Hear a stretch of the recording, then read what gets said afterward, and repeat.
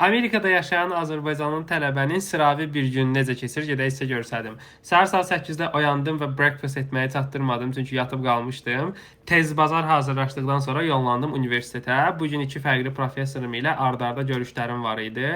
Onları yola verdikdən sonra yollandım auditoriyaya, magistr tələbəsi olaraq bakalavrlara prezentasiya edirdim. Daha sonra evə qayıtdım, tez bazar bir dənə lunch elədim, çox dadlı idi və yollandım Costco-ya. Səlcuq abinin mağazaları üçün bazarlıq eləməyə gəlmişdik. 500 dollarlıq mağazalar üçün bazarlıq etdikdən sonra gəldim mola, elədiyimiz bazarlığı yerləşdirdim, oraları səliqəyə saldım və getdim Walmart-a.